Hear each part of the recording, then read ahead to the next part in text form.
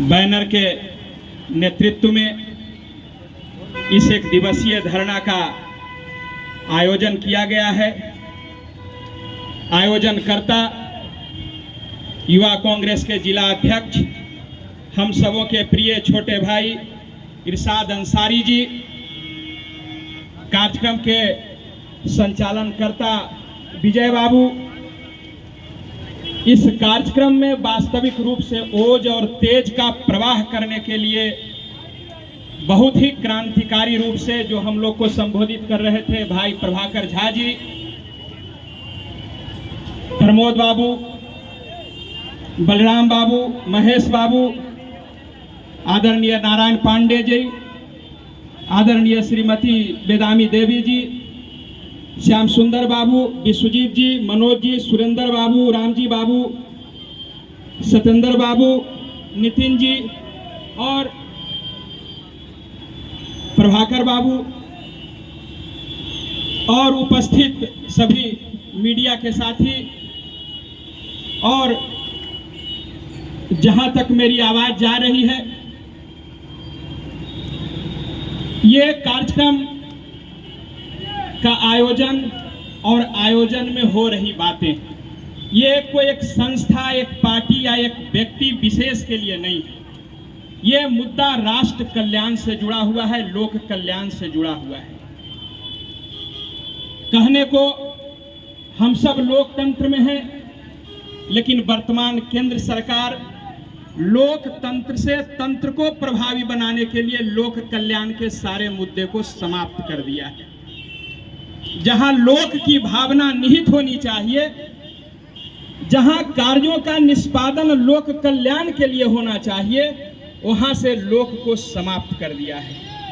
बहुत ही दुखद और भ्रामक स्थिति है देश के अंदर कि देश का प्रधानमंत्री जब भ्रमण में रहता है तो देश भ्रम की स्थिति में रहता है कि पता नहीं किस प्रदेश में जाकर, किस कार्यक्रम में जाकर किस प्रकार का भ्रामक निर्णय देगा और देश उसका दंश झेलने के लिए विवश हो जाता है, मजबूर हो जाता है। लोकतंत्र से चुनकर आने का मतलब ये नहीं है कि एक व्यक्ति और एक पार्टी के महत्वाकांक्षा का शिकार पूरा देश हो जाए। आज हमारा युवा भ्रम के स्थिति में है। बहुत सारी बातें हुई, योजनाओं की बात हुई, परियोजनाओं की बात हुई, लेकिन जब लोकल बात करते हैं और घर से निकलते हैं, याद करिए जब हम लोग मैट्रिक पास करके गए थे तो गांव में हम लोग का केतारी का खेती होता था। बारसलीगंज चीनी मिल से रसीद कट के आता था कि भाई केतारी जाएगा, हम लोग को पैसा मिलेगा, लेकिन शासन सत्ता बदलते गया और व्यवस्था मिनिमम जो है निम्न से निम्न स्तर पर चला गया कि हमारा चीनी मिल बंद हो गया। लगातार भारतीय जनता पार्टी का 9 साल से शासन है, यहाँ लगातार सांसद हो रहे हैं, लेकिन अनुशासन की बात तो छोड़िए, यहाँ पर लोग आते हैं, भ्रम की स्थिति पैदा करते हैं, चीनी मिल पर कोई चर्चा करने के लिए तैयार नहीं है। जीते हुए प्रतिनिधि समाज के मुद्दे पर चर्चा करने से भागने लगे।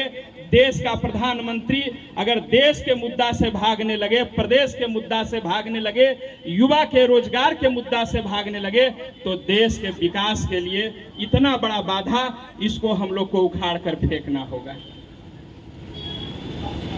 जैसे जैसे चुनाव आता है, चाहे प्रदेश का चुनाव हो, देश का चुनाव हो, तो धर्म की बात की जाती है, लेकिन भारत का धर्म में मर्म बहुत निहित है।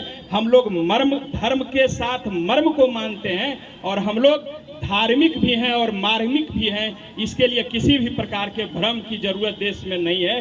अगर कोई भ्रम फैलाने का प्रयास करेगा तो ये लंबे समय तक भ्रम की स्थिति नहीं रहती है।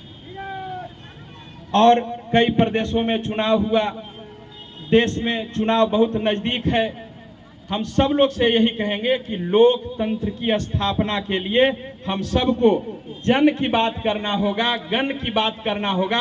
एक व्यक्ति के मन की बात सुनने के लिए देश विवश नहीं हो सकता है। ऐसी व्यवस्था अगर है, इस व्यवस्था के खिलाफ हम लोग खड़ा होंगे और इस व्यवस्था को समाप्त करने के लिए कांग्रेस पार्टी और कांग्रेस के युवा जो हमारे साथ आज यहाँ बैठे हैं, हम सब लोग इसीलिए एकत्रित हुए हैं कि हम मन की बात नहीं, हम जन की बात करेंगे। हम मन की नहीं, हम गण की बात करेंगे।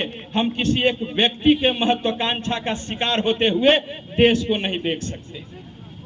ये 140 करोड़ का देश है और बदलाव की नियति ऐसी नीति लेकर आएगा कि एक व्यक्ति पूरे देश को बरगला के रखेगा, किसी ने नहीं सोचा होगा। एक भी योजना, चाहे कृषि बिल हो या अग्निवीर का बहाली हो या शिक्षा का क्षेत्र का बात हो, सारे जगह जितने भी योजना और परियोजना ये भ्रम का शिकार होकर रह गया और जिस प्रकार के परिवर्तन का उम्मीद था वो परिवर्तन चंद व्यक्तियों में जाकर निहित हो गया। मित्रों, चूंकि कार्यक्रम बहुत लंबा चल रहा है और ऐसे